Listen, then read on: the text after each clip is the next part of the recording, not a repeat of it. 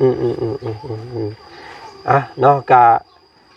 ก่อนอื่นพี่น้องเนาะก็ต้องขอบมุกขอบใจขอบพระคุณทางผู้ใหญ่ใจดีเนาะทางหลายๆช่องทางที่ผากติดตามและก็ที่เบิ่งที่ส้มคลิปของน้องเพิ่นเนาะบ่จันกับมาพบมาพ่อมื้อนั้นก็แบบบังเอิญพี่น้องเอ้ยเนาะหลายคู่หลายคนเนาะมีแต่คอมเมนต์มาทางเดียวกันหมดเลยได้พี่น้องเอ้ยเนาะว่าเป็นหยังคือนับถือฮีตแบบดั้งเดิมว่าซั่นพี่น้องเอ้ยเนาะเปลี่ยนแปลงเอาเองบ่ได้บ่เนาะแล้วก็มี FC หลายคนเนาะบอกว่าบ่จันเอ้ยว่าซั่นเนาะระดมทีมงานแล้วก็ร่วมด้วยกับรัฐบาลบ่ให้มีฮีตคองแบบนี้นะว่าซั่นพี่น้องโอ้ยมันกินเพิ่นบ่ได้ได้พี่น้องเอ้ยเนาะ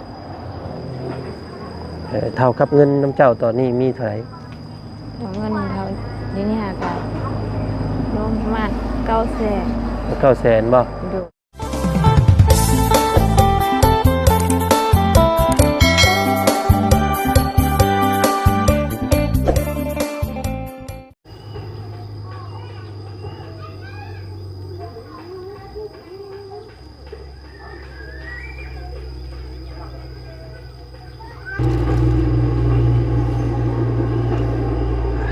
พี่น้องเอ้ยเนาะหลังจากสายฝนโปรยปลายลงมาเมื่อวาน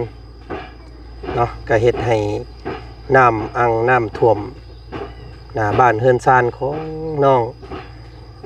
เพ็ญเนาะกับลูกน้อยฝนดินย่อยลงมาเมื่อวานนี่พี่น้องเลยเนาะปอตัว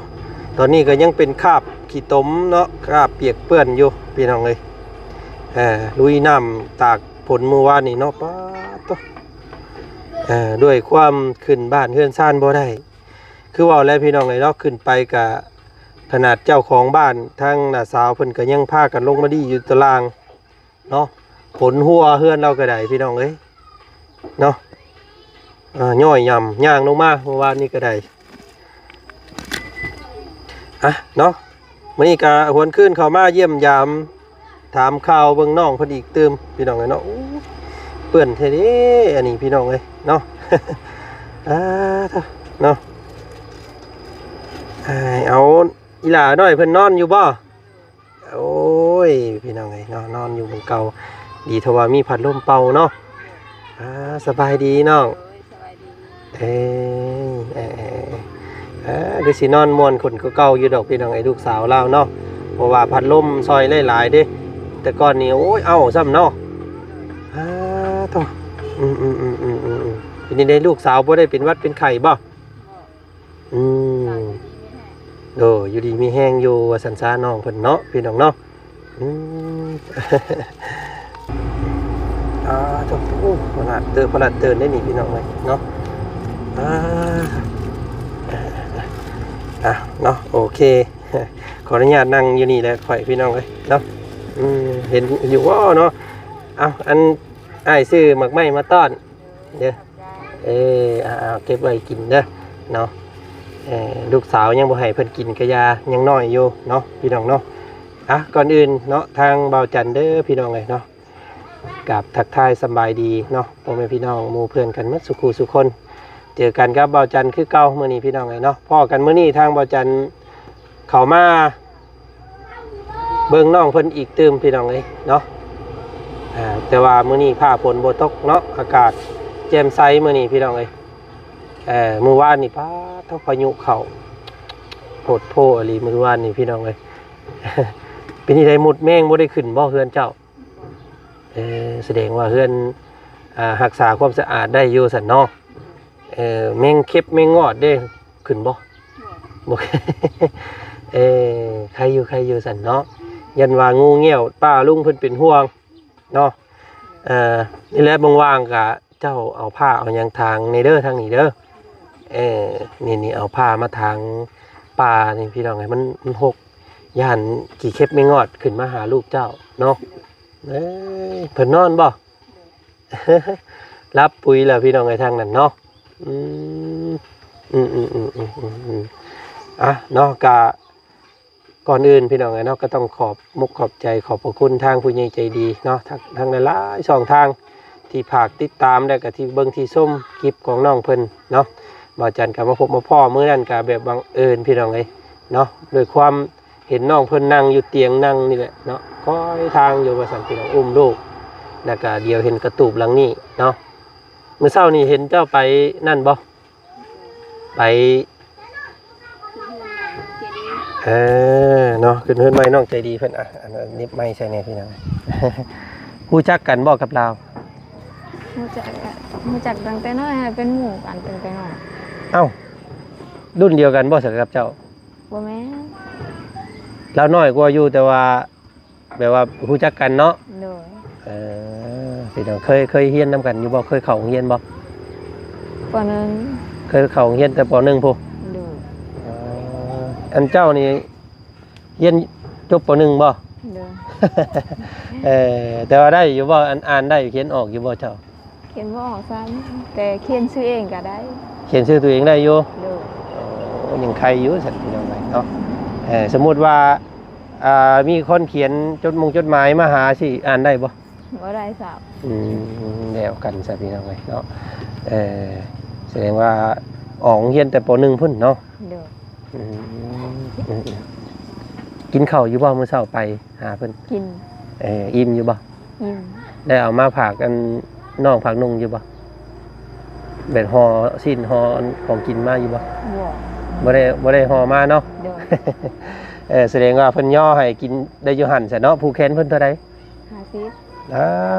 พี่น้องมีเงินเด้ซั่นนี่เนาะน้องเพิ่นมีเงินผูกแขนน้องใจดีอยู่ที่เพิ่นที่โตเนาะน้องเนาะ โดย เธอเพิ่นที่โตถ้าว่าเฮาในภายภาคหน้าเฮามีเงินมีซ่านก็หมู่มาผูกขึ้นเนาะ โดย ก็เป็นหมู่เดียวกันกับน้อง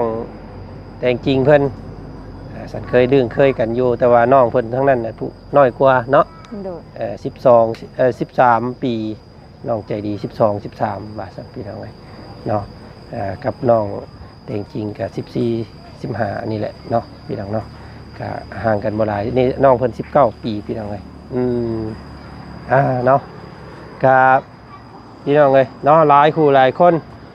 เนาะมีแต่คอมเมนต์มาทางเดียวกันหมดเลยได้พี่น้องเอ้ยเนาะว่าเป็นหยังคือนับถือฮีตแบบดั้งเดิมว่าซั่นพี่น้องเอ้ยเนาะเปลี่ยนแปลงเอาเองบ่ได้บ่เนาะแล้วก็มี FC หลายคนเนาะบอกว่าบ่จันเอ้ยว่าซั่นเนาะระดมทีมงานแล้วก็ร่วมด้วยกับรัฐบาลบ่ให้มีฮีตคลองแบบนี้นะว่าซั่นพี่น้องโอ้ยมันกินเพิ่นบ่ได้ได้พี่น้องเอ้ยเนาะพวกเพิ่นเคยนับถือแบบนี้แต่ใดมานะเนาะเฮาสิไปแบบอันนั้นบ่ได้ดอกพี่น้องเอ้ยเนาะอันลูกให้แล้วอุ้มมาโยกเอามาเพิ่นเด้อีหลาตื่นแล้ว แบบเราตกใจฮะตึ้ง เฮ้อีหลาเพิ่นนี่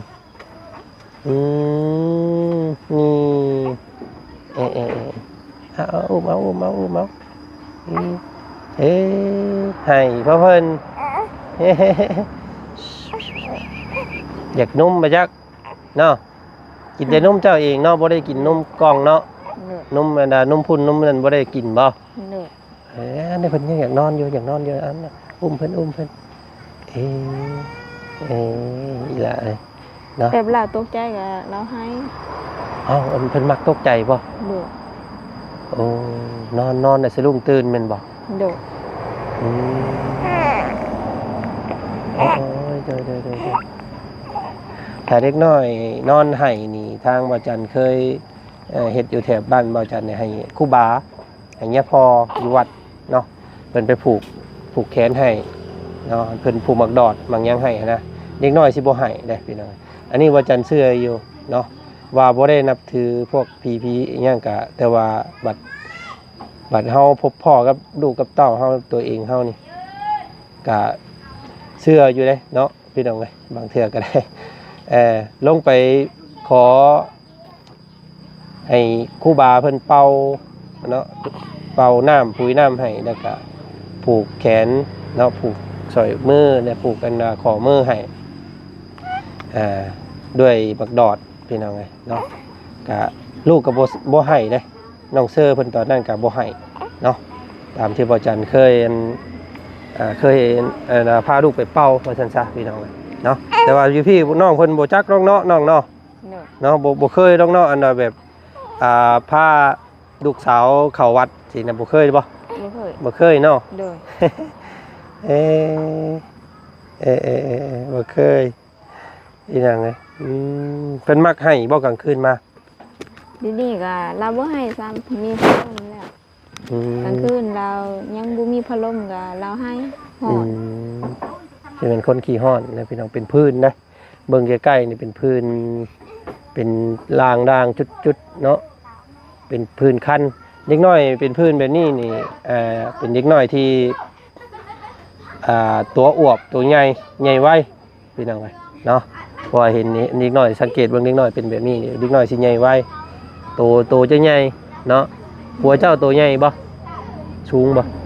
สู้ สูง ๆโดย สูงดำเนาะ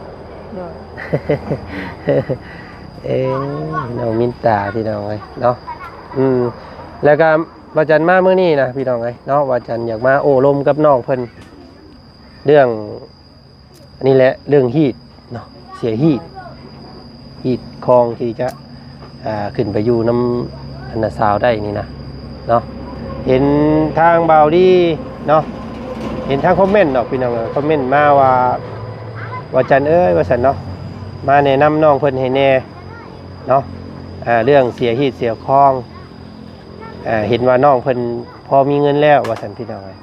อันนี้บ่จันกับบ่ได้เบิ่งคลิปเบาดีละเอียดเนาะบ่ฮู้ว่าเบาดีเพิ่นมอบเงินให้น้องเพิ่นเท่าไหร่แล้วก็มีเท่าไหร่ในตัวของน้องเพิ่นในตอนนี้นะพี่น้องมื้อนี้บ่จันสิมาถามเบิ่งเนาะน้องเนาะอันเบาดีเพิ่นมอบเงินให้เจ้าเท่าไหร่เนาะ 700,000 700,000 โดย เท่ากับเงินน้ำเจ้าตอนนี้มีเท่าไหร่ เอาเงินเขาเดี๋ยวนี้หาก็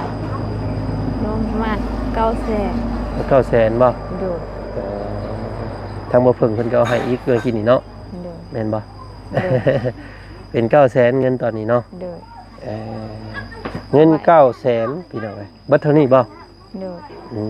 เก็บไว้ดีๆเด้อน้องเด้อ โดยเอาไว้นะน้ำหน้าสาวแล้ว เอาไว้น้ำหน้าสาวแล้ว โดย คือบ่ไว้น้ำตัวเอง ย่านกะข้าเจ้าไว้อยืเฮือนนี่กะย่านเด็กน้อยขึ้นฮือเครื่องนี่ล่ะ ยันเขาเอา โดย เนาะอ๋อเด้อว่าง่ายๆกับน้องเพิ่นนี่เก็บหอมไว้น้ำหน้าสาวเบิดเนาะเพราะว่าหน้าสาวก็เท่ากับแม่แหละว่าซั่นซะพี่น้องเอ้ยดีแล้วเนาะเอาไว้น้ำผู้รับผู้ใหญ่เพิ่นเวลาเป็นหันเป็นหนีมาจังเอาน้ำเพิ่นเนาะ โดย โอ้ยพี่น้องเงิน900,000ถ้าสิเสียฮีตเสียคองนี่ว่าจันคิดว่ายังบ่ทันพอได้พี่น้องเนาะเพราะว่าหมูคู่มื้อนี้ก็ตัวละ600,000 700,000เลยพี่น้องหมูน้อยเนาะไก่อีกบาทนี่พี่น้องแล้วก็เราให้ไก่โตและว่าซั่นซะเนาะการที่จะเอิ้นผู้เอิ้นคนมันเฮาก็ต้องมีแนวให้เพิ่นกินอีกเนาะมีต้องมีลาบมีก้อยยุกย่ออันว่าเฒ่าแก่ในโฮมเพิ่นนั้นเนาะ โดย แม่นบ่ โดย ตามที่ว่าจันเคยฮู้มานะพี่น้องเนาะหมูเนาะน้องเนาะแม่นบ่ โดย ไก่ โดย แล้วก็เหล้าเนาะ โดย เป็นเหล้าเป็นยาสูบนี่แหละพี่น้องแล้วก็มีบ่เงินใส่คายใส่หยังเพิ่นมีบ่ได้มีบ่ บ่ บ่มีตัวนั้น โด เนาะ ยมีแต่เสียฮีดแล้วก็จำคืนเฮือนได้ก็แล้ว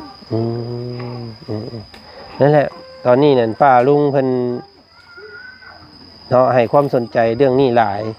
เนาะเพราะว่าหยังพี่น้องเนาะเพราะว่าทางป้าลุงหรือว่า FC หลายคนเนี่ยทุกคนเพิ่นเป็นห่วงเนาะเป็นห่วงการเป็นอยู่ของเจ้านี่แหละคือตัวอย่างว่าว่านนี่เนาะ โดย สมมุติว่าว่านนี่แหละพี่น้องคือว่านนี่โตฝนตก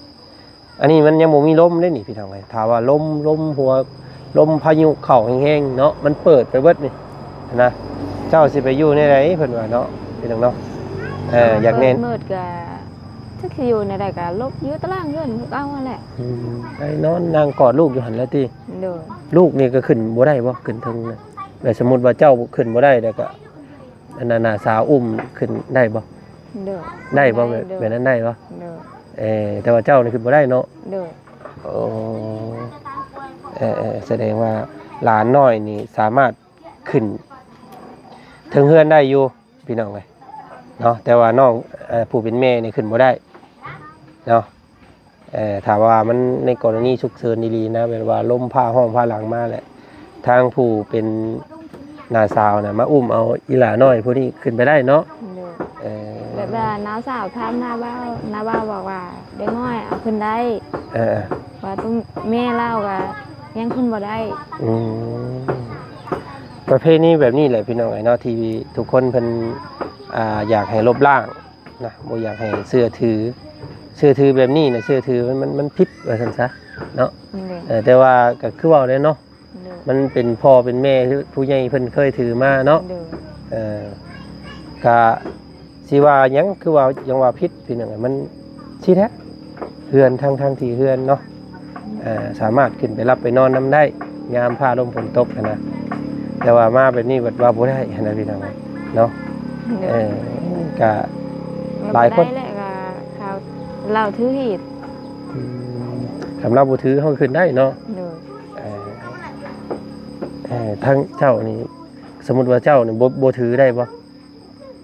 ต่อไปนี่แบบเจ้าบ่ต้องถือหยังสินะบ่ต้องถือหีดบ่ต้องมีหีดได้บ่ข่อยก็บ่ได้วันมื้อนั้นข่อยก็เมื่อโฮมน่ะเจ้าไปอันนี้แล้วโอ้เข้าพระเยซูเจ้าน่ะโอ้ข่อยก็บ่ได้ถือหีดหยังเลยได้แต่เข้าศาสนาคริสต์น้ำเพิ่นแล้วเนาะแม่นบ่อีหลาเพิ่นแสดงว่าน้องเพิ่นกับลูกนี่ถือคริสต์แล้วพี่น้องเอ้ยเนาะถือพระเยซูแล้วไปกราบโบสถ์อยู่หั่นแล้วเนาะแม่นบ่โอ้แต่ว่าทางน้าบ่าวน้าสาวเจ้ายังถือฮีดอยู่เนาะเพิ่นก็เลยเคร่งครัดเรื่องฮีดภาษาบ้านเฮาเอิ้นชื่อเอิ้นว่าฮีดนับถือผีเนาะเวลาป่วยเวลาไข้เวลาเป็นบุญเป็นหยังเวลากินข้าวใหม่เนาะเวลาขึ้นเฮือนใหม่เวลานั้นเฮาต้องได้จำเพิ่นว่าซั่นซะสมมุติว่าลูกหลานคลอดแบบซี่ก็ต้องได้ไปจำเพิ่นเนาะแม่นบ่ต้องได้เอิ้นบอกเพิ่นบ่คันคอนยากก็ต้องเดินแล้วต้องไปเอิ้นเพิ่นต้องเอิ้นเพิ่นและคันคอนยากพอเป็นยากก็บ่ต้องเอิ้นก็ได้สมมุติว่าเนาะอันนี้สมมุติให้น้องเพิ่นพังได้พี่น้องได้บ่แม่นว่าลบหลู่นะสมมุตินั่นเด้ใช่เนาะสมมุติเจ้าลำหน้าเฮ็ดหน้าบ่แล้วเด้เนาะไปเอิ้นเพิ่นมาซอยบ่ได้บ่ได้บ่เอ้ยพี่น้องเอ้ยเนาะว่าหยอกเนาะอันนี้บ่แม่นว่าลบหลู่เพิ่นเด้พี่น้องเนาะก็แบบเสื้อแบบผิดๆอยู่พี่น้องแต่ก็มันเป็นที่พึ่งทางจิตใจพวกเพิ่นว่าซั่นซะเฮ็ดไปแล้วสบายใจเฮ็ดไปแล้วแบบว่ามันรู้สึกดีขึ้นแล้วก็เพิ่นก็เลยนับถือนะพี่น้องแต่ว่ามีแต่เสียกับเสียแหละเนาะถ้านับถือคือพวกเพิ่นถือนี่เพราะว่า1ถ้าเฮาสิเอิ้นบอกเพิ่นเฮาก็ต้องมีไก่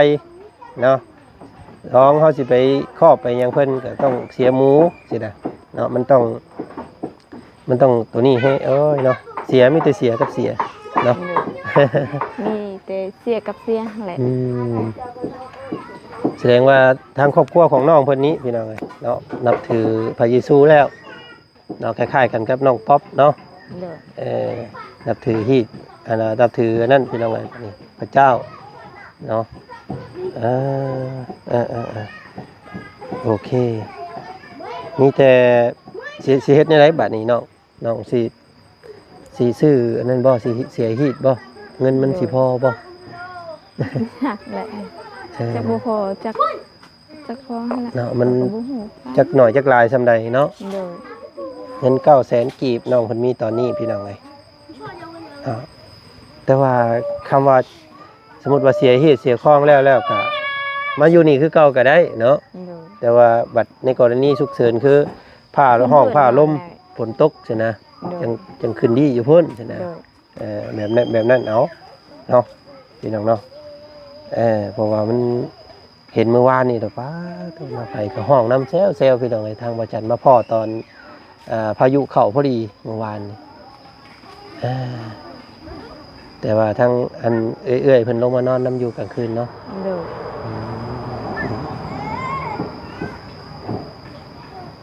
นี่แหละพี่น้องไอ้มื้อนี้ก็ทางวัดจันทร์มาล้มเรื่องนี้เนาะก็คิดว่าน้องเพิ่นได้อันเงินหลวงหลายพี่น้องไอ้เนาะแต่เงินก็800,000 900,000นึงเนาะอาจจะยังบ่พอเด้อพี่น้องเด้อถ้าว่าสิเสียฮีดเสียคองหั่นนะเนาะ หยอกกันได้อลูก มาเอ้ยเอานั่น เออมีจะคนแล้วเขามาหามื้อนี้หลาย4 คนเลย โดย บอลี่มาแล้วป่ะ เนี่ย กะทางบอจันก็ได้แต่มาถ่ายมาทำให้พี่น้องเบิ่งส้มได้พี่น้องยังบ่ทันมีการช่วยเหลือน้องเพิ่นในไรเกิดขึ้นเนาะมีแต่ซื้อในอยู่ในกินมาให้น้องเพิ่นซื่อๆแต่ละเทื่อก็ได้เนาะเห็นแต่ทางช่องบอลี่เพิ่นนั่นแหละพอได้มีข้าวเนาะมีข้าวมีแนวกินกับเงินส่วนหนึ่งพี่น้องเนาะก็เห็นทางป้าลุงเพิ่นคอมเมนต์มาดอกเนาะว่าเงินบอลี่เพิ่นเอาให้นั่นเด้น่าจะเพียงพอแล้วสำหรับการเสียที่เสียคองมาสั่นกับพยายามบ่อยากให้เงินเคาะทงเนาะ โดย ให้เก็บสกัวไว้เด้อเงินเด้อ โดย ซื้ออยู่ซื้อกินก็เป็นส่วนหนึ่งเนาะเงินผู้ใดที่มอบให้ก็เก็บไว้เนาะเวลาเจ็บเป็นได้พี่น้องเวลาลูกบ่สบายกลางค่ำกลางคืนพอได้เล่นหาแพทย์หาหมอท่านเนาะ โดย คำว่าเฮาซื้อเบิดแล้วก็กำมังและมันเป็นอย่างมานะพี่น้องเนาะ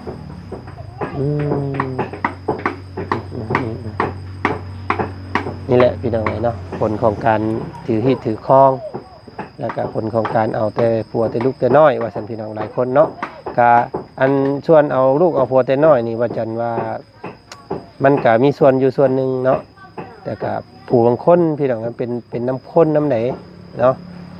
มันเป็นส่วนบุคคลนำผู้บางคนว่าจันเห็นมานี่เนาะเอากันตั้งแต่12-13 ปีแต่ว่าสามารถเลี้ยงตัวเองกุ้มเนาะสามารถอยู่กันได้ดูแลกันได้ก็มีหลายเนาะที่เคยเห็นแต่ว่าบางครูบางคนเพิ่นก็เอากัน20-30 ปีเนาะแต่ก็อยู่กันบ่ได้คือเก่าพี่น้องมันนี่มันอยู่กับจิตใจอยู่กับคนเนาะสิว่าโทษพวกน้องเพิ่นว่าเอากันแต่ลงแต่น้อยบ่แม่นพี่น้องมันอยู่กับคนเนาะมันอยู่กับว่าซั่นซะอยู่กับส่วนบุคคลเด้อพี่น้องเด้อเนาะนี่ได้สับพี่น้องเลยเนาะมีแต่เก็บออมไว้ก่อนเนาะโดย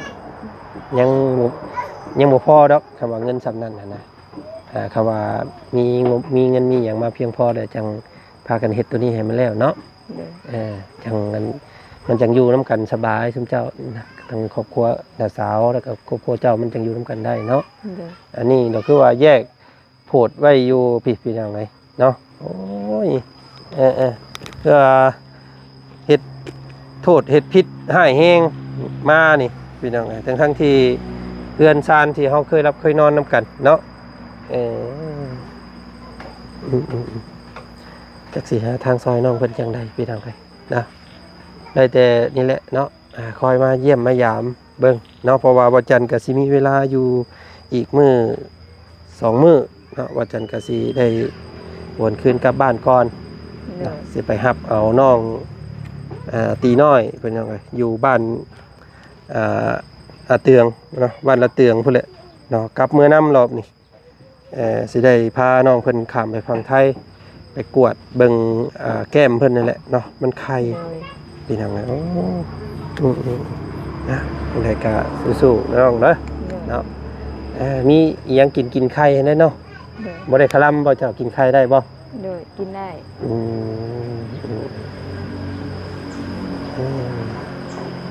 เดี๋ยวกะสิพิจารณาเบิ่งตาม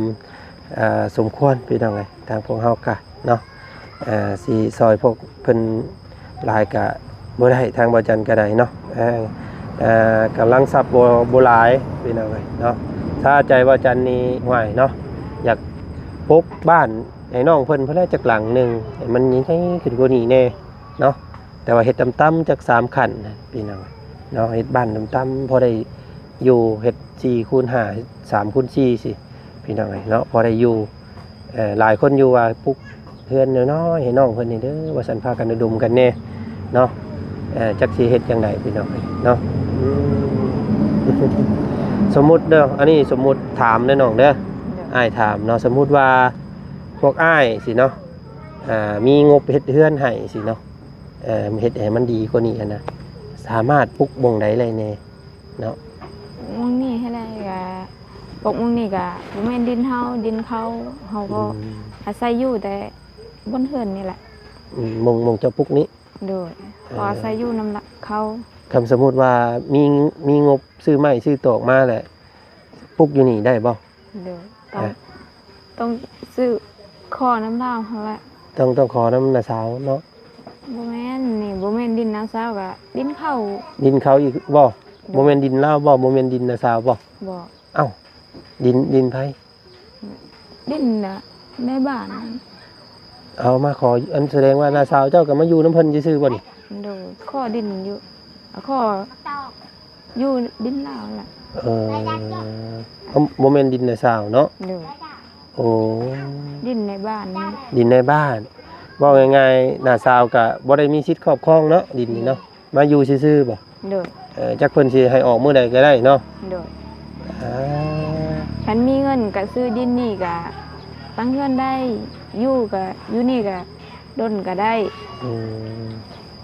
โอ้ว่าง่ายๆครับว่าสิอยู่นี่มันคงนี่เฮาต้องได้ถามทางในบ้านเพิ่น โด เนาะ ย ต้องได้ขอซื้อน้ำเพิ่น โดย เออ ว่าเคยได้ยินเราว่าก็เราขายและแถวนั้น อืมอาสิแบ่งขายอยู่ โดย เนาะ